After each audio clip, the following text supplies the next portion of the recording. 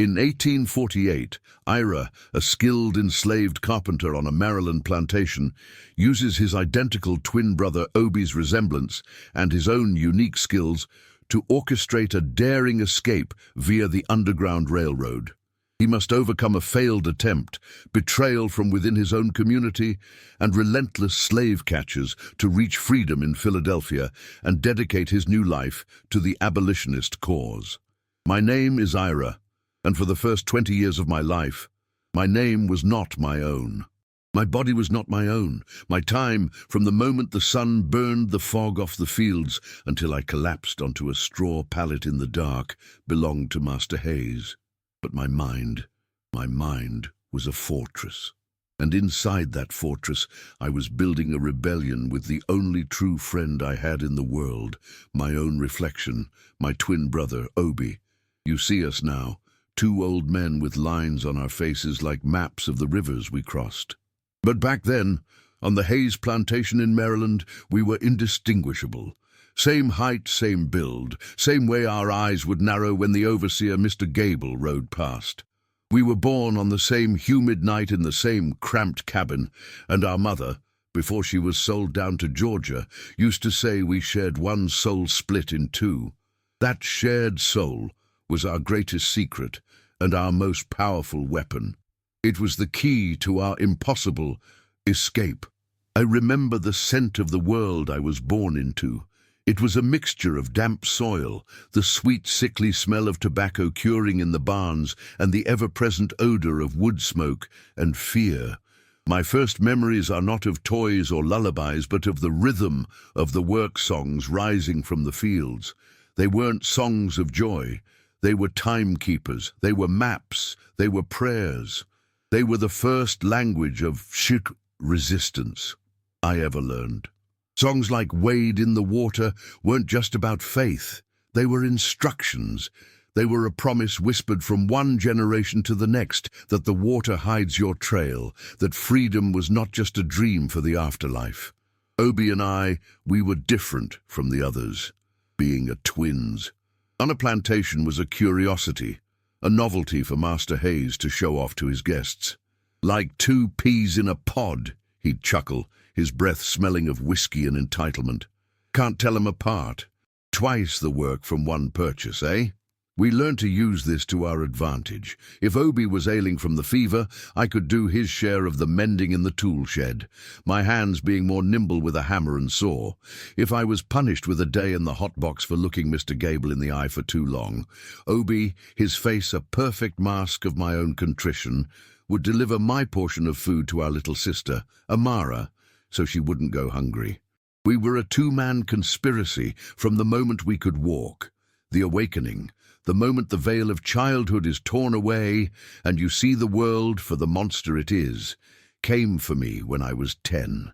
It was an auction day, not on our plantation, but in the nearby town. Master Hayes was selling a small group of surplus, as he called them. A man named Joseph, his wife, and their two small children. I saw the mother clutch her babies, her knuckles white.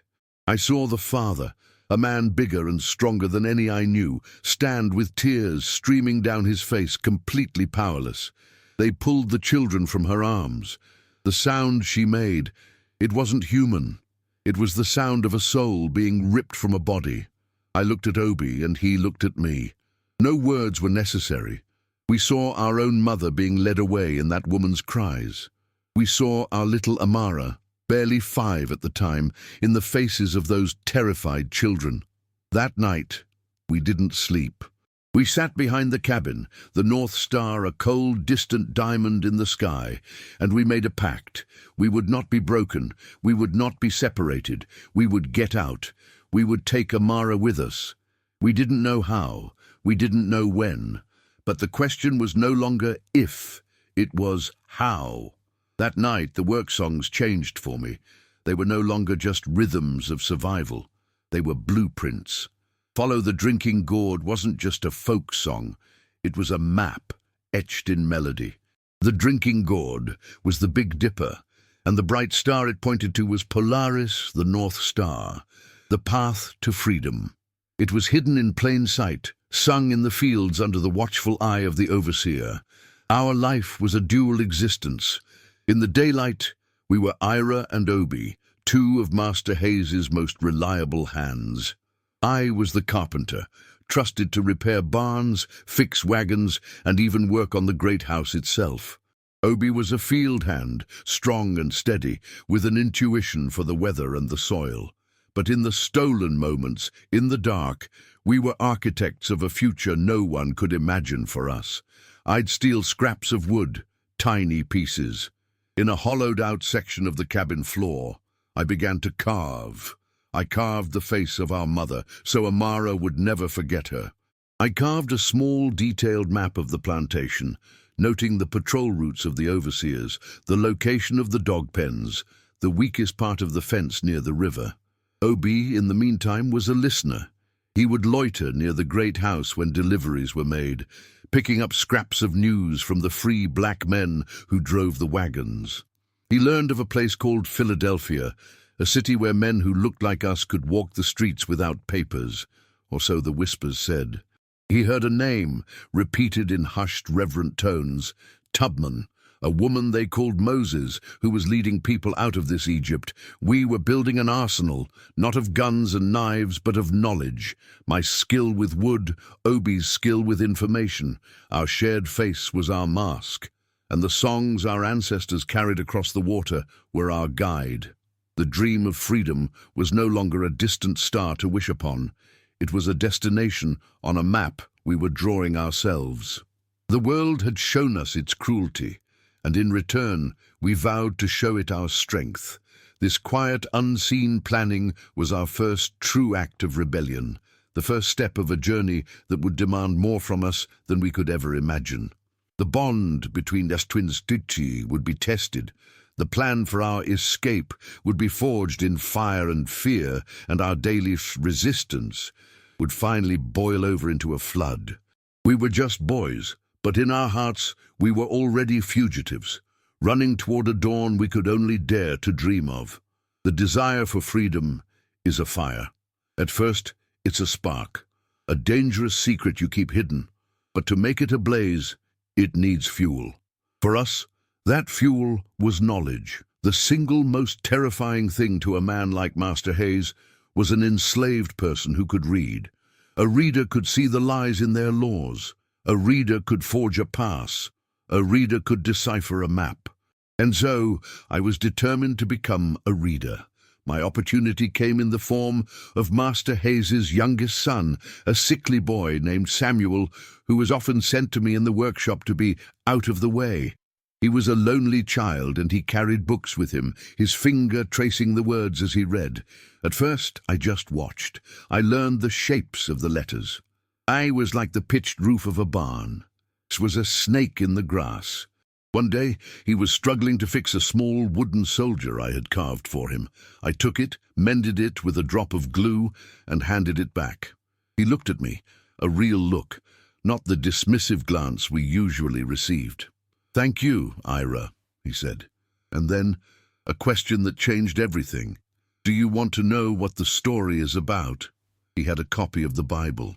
It was the only book Master Hayes approved of for us, and even then, only to be read to us by a traveling preacher who conveniently skipped all the parts about liberation and Moses leading his people out of bondage. But Samuel didn't know which parts to skip. He just wanted a friend. So in the dusty quiet of my workshop, surrounded by the smell of sawdust and turpentine, our secret lessons began. I'd repair his toys and he'd teach me my letters. G-O-D, F-R-E-E. The words felt heavy in my mouth like stones, but they were powerful stones, the kind you use to build a foundation. Obi was my second student. At night, with Amara asleep, I'd scratch the letters into the dirt floor with a stick. We practiced by candlelight, the flame dancing and making our shadows loom large on the cabin walls. It was a dangerous game. If we were caught, the punishment would be brutal. A whipping was guaranteed, maybe the branding iron, but the risk felt small compared to the prize. Every letter we learned, every word we could spell, was a strike against the system that tried to keep us in darkness. It was our most profound act of resistance. This new knowledge began to intersect with the whispers Obi was gathering. He heard about the Underground Railroad. It wasn't a real railroad, of course, but a secret network of people, of routes, of safe houses that snaked its way north. The conductors were brave men and women, black and white, who guided the passengers, the fugitives, from one station to the next. The idea took root in my mind, a perfect marriage of my two worlds. The secret, coded language of the spirituals and the practical, tangible reality of a map. My carpentry skills, once a tool for my enslaver, now became a tool for my liberation. I started small. An axle on a wagon accidentally braking on the road, giving a runner a precious half-hour head start. A lock on a tobacco barn jamming so the night's inventory couldn't be taken, covering for someone who wasn't in their cabin. These were small acts, invisible rebellions. But they were training. I was learning the mechanics of this world, so I could one day break them. Obi and I began to build alliances. It started with Old Man Josiah, who had been on the Hayes plantation longer than anyone. His back was bent, but his eyes were sharp. One evening, as he watched me mend a fence, he spoke without looking at me. "The North Star is a good guide," he said, his voice a low rumble, "but the river is a better friend. The dogs can't follow a scent on water." It was a test. I just nodded. "A man who can read a map is good," he continued, "but a man who can read a man's face is better. Trust is the only currency that matters on the road." From that day on, Josiah was our mentor. He told us stories, not of the successful escapes, but of the failed ones. He taught us what mistakes to avoid. Don't trust a sweet word from an overseer. Don't travel in a group larger than 3. Don't ever give up, even when you're caught. The failed attempts were more important lessons than the successes. They taught us the stakes. A failed escape didn't just mean a return to bondage. It often meant being sold south, into the brutal cotton or sugar plantations of the Deep South, a fate many considered worse than death. The threat of family separation was the master's favorite whip. My special skill, the one that would define our journey, was my woodworking. But it wasn't just about hammers and nails. It was about seeing the hidden potential in things, seeing a false bottom in a wagon, seeing a hollow space behind a wall. My mind, now sharp with letters and numbers, could visualize structure, measure distances, and design solutions. I began to study the supply wagons that went north to Baltimore. I studied the construction of the new railway lines that were being laid not far from us. The train, it was a noisy, smoke-belching monster, but it moved faster than any horse. It moved with a speed that felt like freedom itself. The idea, wild and terrifying, began to form.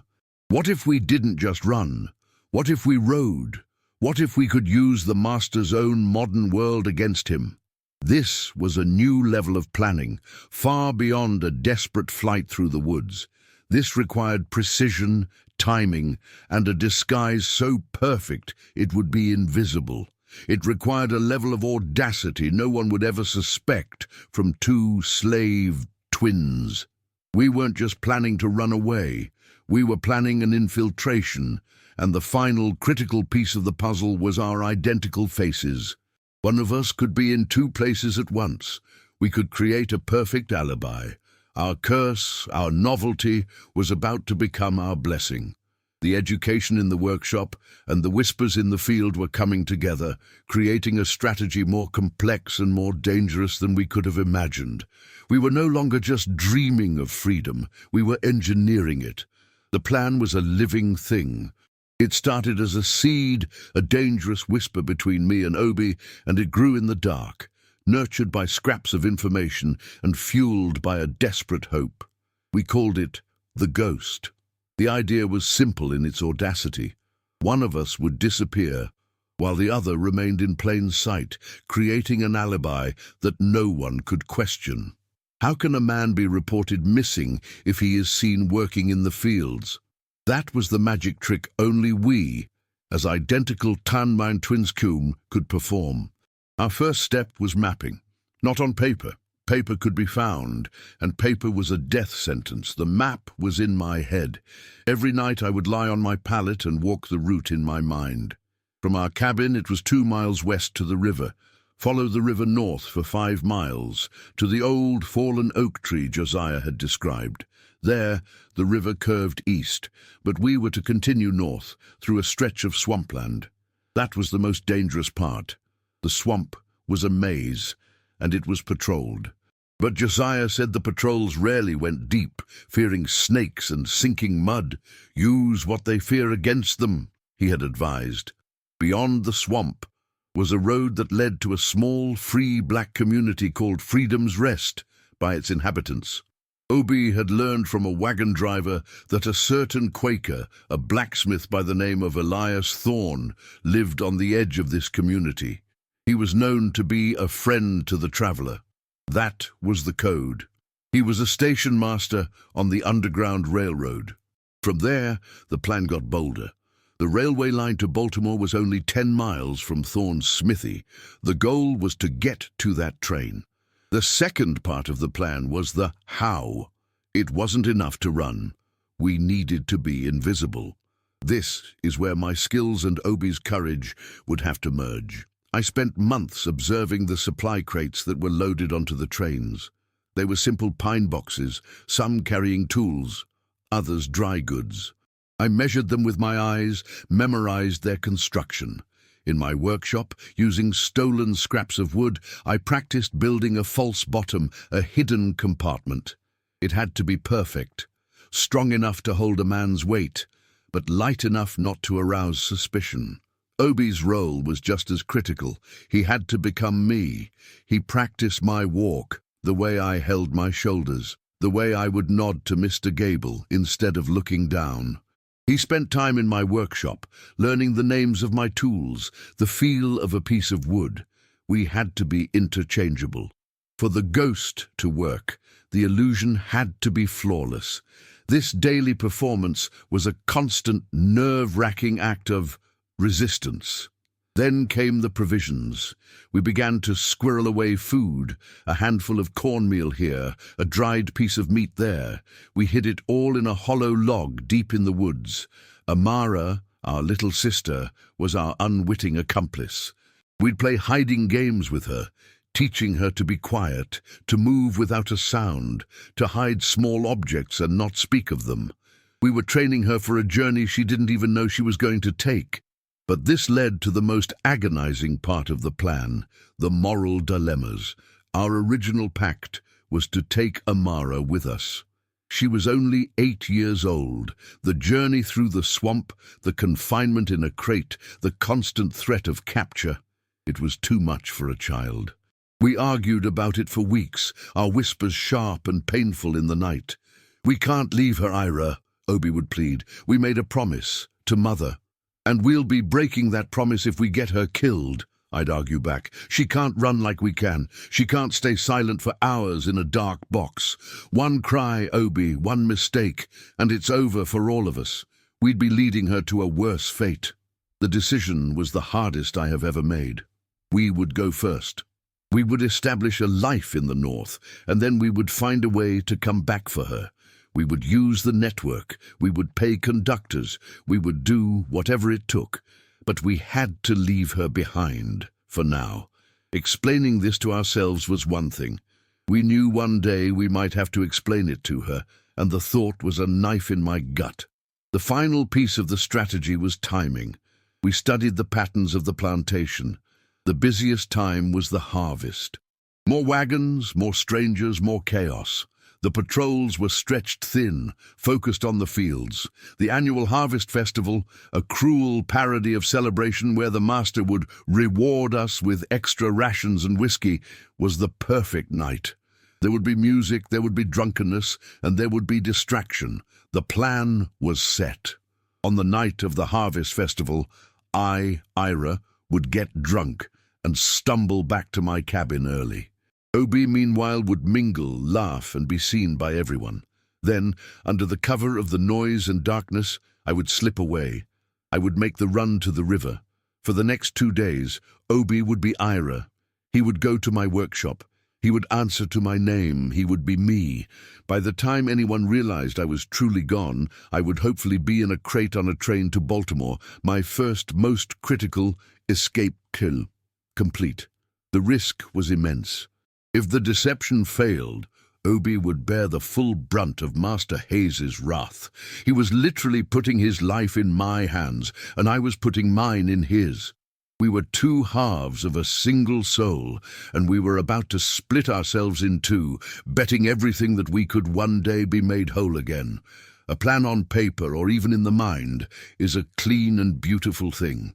Reality is mud and blood, and the panicked hammering of your own heart. Our first attempt was not the ghost. It was a trial run, a foolish, impulsive test of the first leg of our journey, and it taught us a lesson we would never forget. It was a moonless night, about a month before the harvest. A fever had swept through the quarters, and Mr. Gable was distracted. Obi and I saw our chance. The plan was simple: slip out, make it to the river, and follow it for a mile to a predetermined point, then circle back before the morning horn. We just wanted to feel the path, to know the terrain in the dark. It was a mistake. We moved like shadows, our bare feet making no sound on the familiar dirt. The air was thick with the croaking of frogs and the chirping of crickets. It felt exhilarating, a taste of the freedom we craved. We made it to the riverbank, the dark water a silent, moving ribbon. We felt like kings, and then we heard it, the baying of hounds. It wasn't a casual sound, it was a hunting sound. We froze. They weren't supposed to be running the dogs tonight. We had miscalculated. Panic, cold and sharp, seized me. We turned and ran, not with the quiet stealth of our journey out, but with the crashing, desperate terror of the hunted. Branches whipped at our faces, thorns tore at our clothes and skin. The barking got closer, a chorus of doom. We split up, a move we had practiced. I veered toward the swampy part of the woods, hoping the water would mask my scent. I could hear Obi crashing through the underbrush in a different direction, drawing some of the dogs away. I plunged into a shallow, mud-slicked creek, gasping as the cold water enveloped me. I pressed myself against the bank, hiding under the overhang of a root ball, praying to a god I wasn't sure I believed in. The dogs came closer, their barks echoing in the trees. I could hear Mr. Gable's voice, cursing and yelling, "Get 'em, boys! Find the scent!" I don't know how long I stayed there, submerged to my neck in black water, my heart threatening to burst from my chest. It felt like an eternity. Eventually the sounds receded. They had lost my trail, but what about Obi? I waited until the sky began to grey in the east before I crept back. I found him near the edge of the woods, hiding in a thicket. He was alive, but he hadn't been as lucky. His leg was a mess, torn open by the jaws of a hound that had caught up to him just as he'd managed to climb a tree. We limped back to the cabin, arriving just as the horn blew for the morning's work. We were a wreck, torn, muddy, and with Obi bleeding badly. There was no hiding it. We were dragged before Master Hayes, the dogs that had hunted us now panting victoriously at his feet. The consequence was swift and brutal. I want to tell you this part with dignity, as the prompt requests. The WPA narratives, the stories of men like Frederick Douglass, they do not linger on the gore, but on the resolve it created. So I will tell you this: the whip is not just an instrument of pain. It is an instrument of humiliation. It is designed to turn you from a man into a thing. They tied us to the whipping tree, a great oak in the center of the yard, for everyone to see. A warning. As Mr. Gable laid the lash across my back, I did not scream. I clenched my teeth and I focused on Obi, who was tied next to me. I watched the blood run down his back, and he watched the blood run down mine, and in our shared agony, our resolve did not break. It was forged. It was tempered like steel in a fire. Every stripe of the whip was a reminder of why we needed to escape. Every jeer from the master was a nail in the coffin of our servitude. This was not a deterrent. It was a declaration of war. The recovery was slow. The community, our silent, watchful family, helped us. Old man Josiah brought a poultice of herbs for our wounds that soothed the burning and kept the infection away. Women would leave extra scraps of food for us. No one spoke of what happened. They didn't need to. Their actions were their words. Their solidarity was a quiet, powerful form of debt resistance. They were shoring us up, rebuilding us. Obi's leg took a long time to heal. He walked with a limp, and for a while we feared the plan was over, but it wasn't. It was stronger. The failed attempt had taught us more than any map. It taught us the cost. It taught us that we could not be impulsive. It taught us the value of the community that held us. And it changed the plan. We knew now that we only had one shot. There would be no more trial runs. The ghost plan, with the twins' deception at its core, was our only path. My role was now more critical than ever. Obi's limp, slight as it was, would be a tell. He could no longer be a perfect imitation of me, the carpenter who moved with easy, fluid motions. So the roles were now set in stone. I had to be the one to run. He had to be the one to stay and hold the illusion. The stakes for him were now even higher. He would have to fake my walk, my posture, while his own leg ached. The burden of our freedom was now heavier, but our determination to carry it was absolute. The pain in our backs and Obi's leg was a constant burning reminder. There is no choice but to succeed. In the wake of our failed attempt, a strange quiet settled over us. The failed run had cost us dearly, but it had also bought us something invaluable, the certainty of who to trust. The silent network of the enslaved community closed ranks around us. They had seen our punishment, and in our defiance, they saw a flicker of their own hopes. The alliances we had were no longer theoretical. They were real, tangible, and life-sustaining. Old man Josiah became our anchor. He would sit with us, ostensibly to share a pipe, and in low tones he would refine our plan. "The Quaker Thorn," he said one evening, "he is a good man, but he is a known man. The patrollers watch his smithy. You don't go to his front door, you understand? You go to the woods behind it. You look for a white stone on top of a black stone on a tree stump. That is the signal. You wait. Do not make a sound." The network was a chain, and we were only one link. Josiah was our connection to the next. He told us of a free black woman, a laundress named Esther, who lived in the town and sometimes did work for the Hayes family. She was another link. She was the one who could get a message to the Quaker to let him know travelers were coming. Sending that message was a risk. It involved another person, another potential point of failure, but it was necessary. The train to Baltimore did not wait. The most difficult alliance to navigate was within our own family, Amara. She was 9 now, and she was smart. She knew something was wrong. She saw the scars on our backs. She saw the way Obi favored his leg. She saw the secret, urgent talks. One night, she confronted us. "Are you going to run?" she whispered, her eyes wide in the dark. The question hung in the air, a terrifying thing to give voice to. Obi and I looked at each other. Lying to her felt like a betrayal. But the truth was a burden too heavy for her to carry. "We are going to find Mama," I said, my voice softer than I intended. "We are going to make a home for us, and then we will come for you. I promise." I gave her a small carved bird, its wings outstretched. "You keep this," I said, "and every time you look at it, you remember that we are flying to a safe place for you." The tears in her eyes were a new kind of whip, one that struck my heart, not my back. This painful goodbye, this alliance of hope with my own sister, was the heaviest weight of all. But not all faces that look like yours are your friends. There was a man named Cato. He was clever, a house servant who had the master's ear. He had more privileges than any of us, better food, better clothes, and he guarded those privileges jealously. He saw our quiet conferences, he saw the new resolve in our eyes, and he saw it as a threat. The betrayal was not a dramatic confrontation. It was subtle, poisonous. He began to watch us. He would happen to be near my workshop. He would ask Obi casual questions about his leg, his eyes lingering too long. We felt his suspicion like a cold draft. The test of our trust came a week before the Harvest Festival. Mr. Gable appeared at my workshop. "Master wants to see you, Ira," he said, a smug look on his face. My blood ran cold. This was it. Cato had spoken. I was brought to the great house into the master's study, a place I'd only ever been in to repair a bookshelf.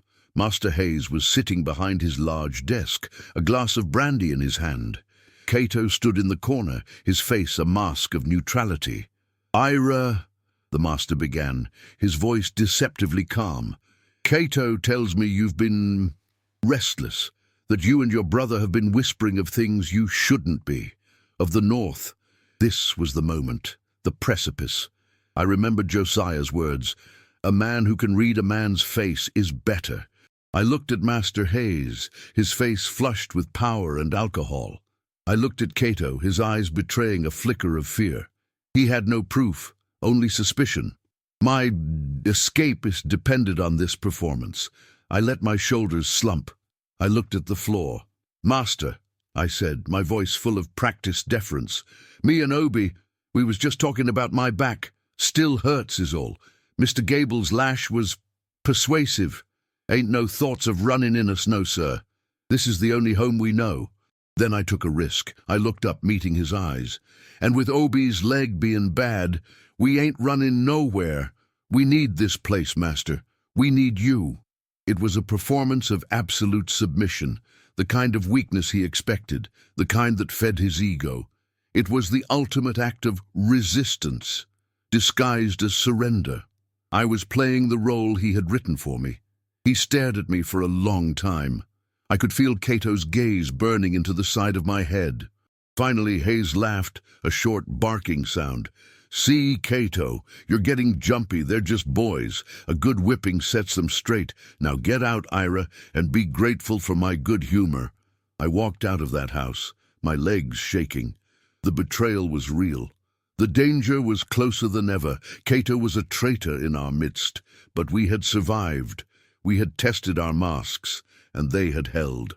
The final preparations for the Harvest Festival began, now with a new, terrifying urgency. We had to succeed. We had to disappear, because now we knew, with chilling certainty, that there was a wolf inside our own flock. The bond between twins was our only real secret, and we had to guard it with our lives. The night of the Harvest Festival arrived, thick with the smell of roasting pig and cheap whiskey. The air, usually tense with unspoken fear, was filled with the forced merriment Master Hayes demanded. A fiddle played a lively, frantic tune, and a great bonfire threw dancing, monstrous shadows against the cabins. To everyone else, it was a rare night of release. To me and Obi, it was a countdown to zero.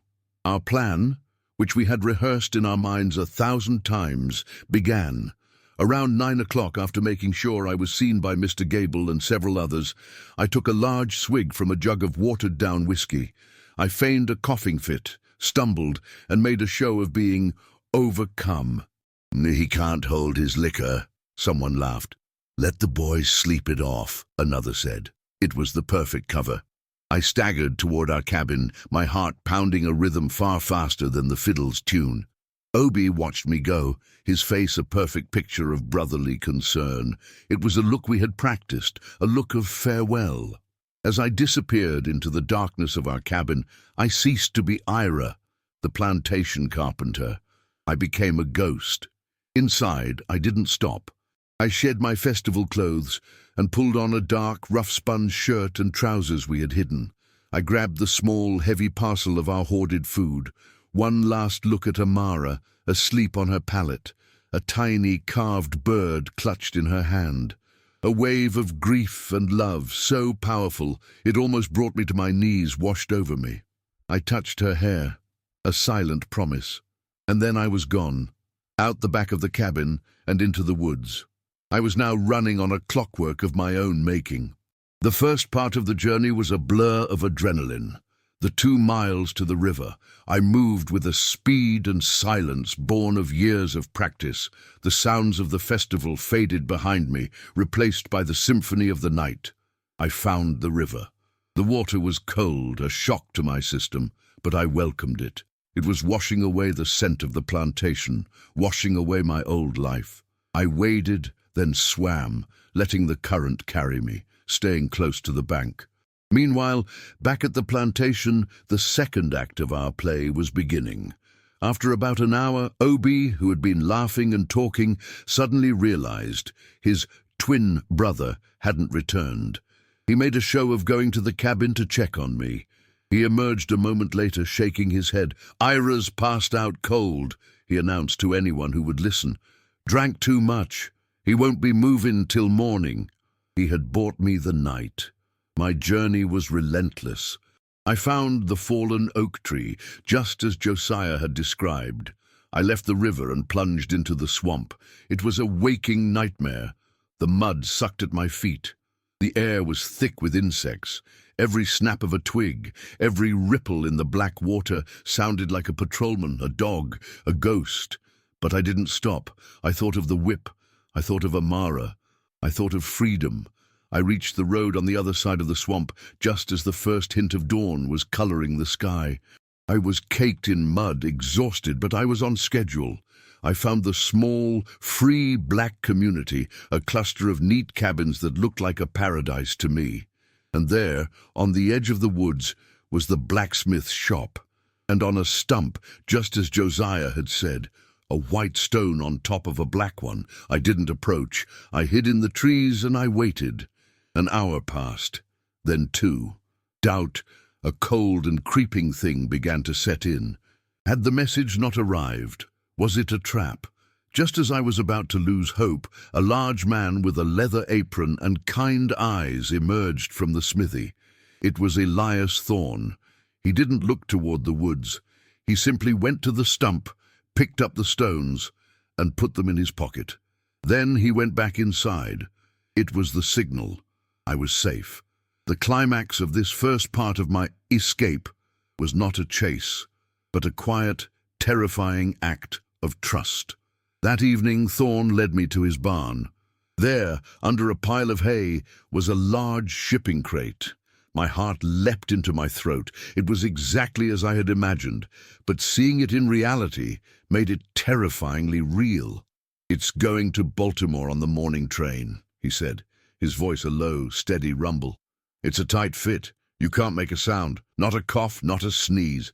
There'll be other goods on that train, some of them human. Pray they are as quiet as you." He handed me a small flask of water and a piece of hard bread. Then he helped me into the crate. He looked down at me, his face grim. "Godspeed, son. May you find what you're looking for." He nailed the lid shut. Darkness. Absolute, total darkness. The sound of my own breathing was a roar in my ears. I was in a wooden coffin, a box of my own design, and my life was now in the hands of strangers. The minutes stretched into an eternity. I thought of Obi, who at this very moment would be waking up, preparing to live my life, to face Mr. Gable to cover for my absence. My survival was his burden. Our resistance was now a continent of fear, with me in this box and him on the plantation, 2 twins holding up the sky. This was the great escape, not a sprint for the finish line, but a slow, suffocating journey in the dark. The world shrank to a wooden box. There was no day, no night, only the smell of pine and my own fear. The first jolt came when the crate was lifted. I was thrown against the side, my muscles screaming in protest. I bit my lip to keep from crying out. I heard the gruff voices of men complaining about the weight. "What's Thorne sending north this time? Anvils?" one of them grumbled. Then the rumble. It started deep in the ground, a vibration that traveled through the wood and into my bones. The train. The sound grew into a deafening roar of steam and screeching metal. My box was loaded onto a wagon, then jostled and thrown into what I assumed was a freight car. The slam of the heavy door echoed like a final judgment. And then, with a great lurch that sent me tumbling, we were moving. I was riding the Iron Serpent, just as I had planned. But the reality was a unique kind of hell. The air grew stale and hot. My limbs cramped. The water Thorn had given me was warm and tasted of metal, but it was the most precious thing in the world. I had to navigate this part of the journey not with my legs, but with my will. The train would stop periodically, and each stop was a new torment of suspense. I'd hear voices, the heavy boots of the conductors walking past my crate. Were they looking for me? Did they know? I imagined bounty hunters, slave catchers with their dogs, waiting at every station. My mind, deprived of all other senses, created its own monsters. I recited the alphabet Samuel had taught me. I pictured Amara's face. I planned the words I would say at my first abolitionist meeting. I did anything to keep the panic from consuming me. This was a battle of the mind, the ultimate test of my resistance. After what felt like a lifetime, the train screeched to a halt, and this time it felt different. I heard the doors of the freight car slide open. Light and fresh air streamed through the cracks in my box. My crate was lifted and carried. I was placed on the ground, and for a long time, there was silence. Then a soft tapping on the lid. A code. 3 quick taps, a pause, then 2 more. It wasn't Thorn's signal. My heart hammered. Was this the end of the line? "Traveler," a soft voice whispered from outside. "Traveler, if you are well, tap once." My hand was shaking, but I managed to rap my knuckle against the wood. 1 single, solid tap. I heard the sound of a pry bar, and the lid was gently lifted. I was blinded by the light of a lantern. A black man, his face etched with concern, looked down at me. "Welcome to Baltimore," he said. "You're safe for now. I am William." He was a conductor, an agent of the Vigilance Committee of Baltimore. He helped me out of the crate, my legs buckling under me. I was in a warehouse, filled with barrels and sacks. The air smelled of salt and fish. The port of Baltimore. I had made it, but the journey wasn't over. Baltimore was still in a slave state. I was free from Master Hayes, but I was not yet free. William explained the next step. I would not be traveling by train again. It was too risky. From here, the Underground Railroad became more traditional. I would travel by night, on foot, guided from one station to the next. My first station was a small room behind the altar of an AME Zion church. I was given food, real food, hot stew and fresh bread, and a place to sleep. For the first time in my life, I slept without the fear of a horn waking me before dawn, but I couldn't sleep for long. My mind was still racing, and my thoughts were with Obi. Was he safe? Had the illusion held? Our shared identity as Ani twins felt like a thread stretched taut over hundreds of miles. If it snapped, he would pay the price. From Baltimore, I was passed to a Quaker farm family. They hid me in their attic for 2 days, while patrollers, stirred up by news of recent escape, swept the area. I'll never forget the farmer's wife, a woman named Hannah. She brought me my meals, and she brought me a book. "It is a sin to keep knowledge from a man," she said simply. The last leg of the journey was with a conductor who was a fugitive himself. His name was Moses, though not the famous one. He knew the woods, the stars, and the schedules of the slave catchers. We walked for 2 nights, speaking only in whispers, following the drinking gourd, the Big Dipper, north. Then, one morning, just as the sun was rising, he stopped. We were standing on a small wooden bridge over a creek. "See that line?" he said, pointing to a carved stone marker I hadn't noticed. "That's the Mason-Dixon line. On this side, you're in Maryland. On that side, you're in Pennsylvania." I took a step, then another. I crossed the bridge. Nothing happened. The birds still sang. The sun still rose, but everything had changed. I stood on the soil of a free state. I took a breath. The air, did it feel different? I don't know, but I was different. I was no longer a piece of property. I was a man.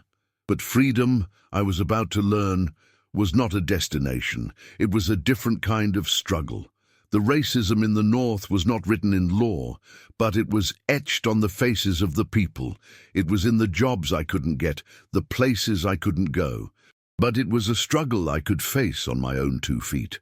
I was no longer a fugitive. I was a survivor, and I had a promise to keep: Philadelphia. The name itself had been a prayer on my lips for years.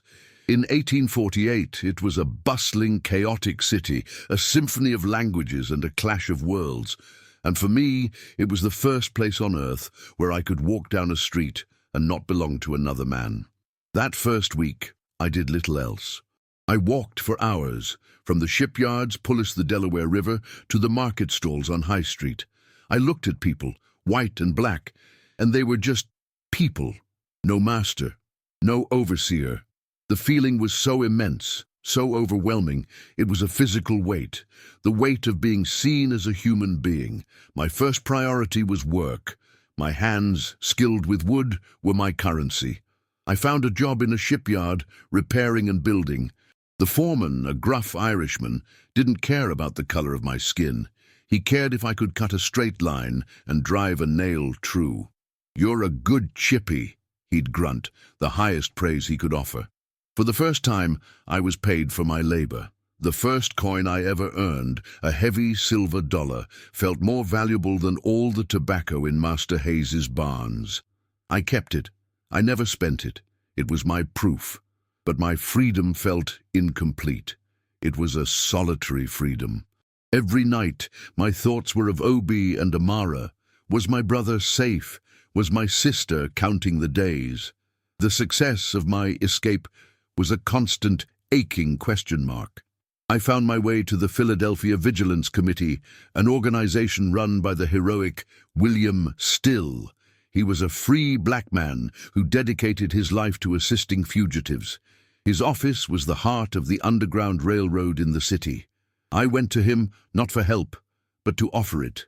I told him my story, the story of the twins, the story of the crate, the story of my skills. He listened, his eyes missing nothing. When I finished, he didn't offer platitudes. He offered a purpose. "The railroad needs carpenters, Ira," he said. "We need men who can build false bottoms in wagons, who can construct hiding places, stations in the attics and basements of our friends.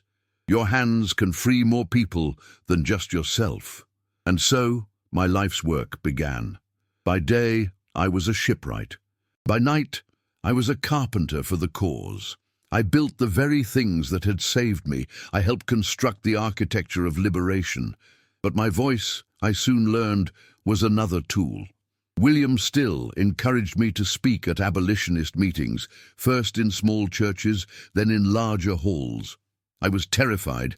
I was a carpenter, not an orator. What could I say? "Tell them your story," Still urged. "The truth is the most powerful weapon we have." So I did. I stood before crowds of black and white faces, and I told them about my mother. I told them about the whipping tree. I told them about the crate. And I told them about my brother, Obie, my other half, who was still living my life so that I could be free. I told them about our unique resistance. My story, the story of the identical twins, became a powerful narrative of the cruelty and absurdity of the slave system. If we were identical, what made one of us worthy of freedom and the other of bondage? The months turned into a year. I saved every dollar I could. I worked with William Still, poring over maps, learning the names of conductors, planning. The goal was always the same: go back for Amara. And then one day, a new arrival came to Still's office. A young man, exhausted and thin, with a slight limp. He looked up, and his eyes met mine. It was Obie. The illusion had held for 6 months. 6 months of him living 2 lives, his and mine. But Cato, the traitor, never stopped watching. He noticed a slight hesitation, a favoring of the leg. He reported it.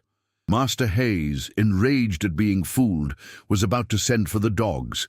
But the network, the community that had helped me, moved first. Josiah got word to Obi. "Tonight. You run tonight, or you're sold south tomorrow." Obi ran. He didn't have a crate or an elaborate plan. He just ran. With the help of the same chain of people who had guided me, he had followed my path.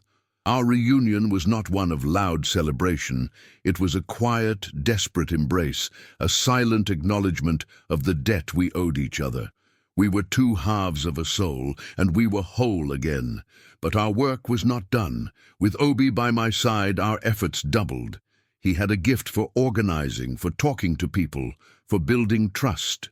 Together we worked with the Vigilance Committee, and 2 years after my arrival in Philadelphia, we accomplished our sacred mission. We hired a conductor, a brave black woman who, for a price, was willing to go into Maryland. She posed as a free woman looking to buy a house girl, and with a combination of forged papers and sheer nerve, she walked out of the Hayes plantation with Amara. Our family was reunited, whole and free. My legacy is not written in history books. It's in the floorboards of a house in Philadelphia with a hidden compartment underneath. It's in the memory of a brother's sacrifice. It's in the laughter of my sister's children and their children, all born free. We were not generals or politicians. We were just two brothers who looked alike, who loved our family, and who believed that freedom was a right, not a privilege.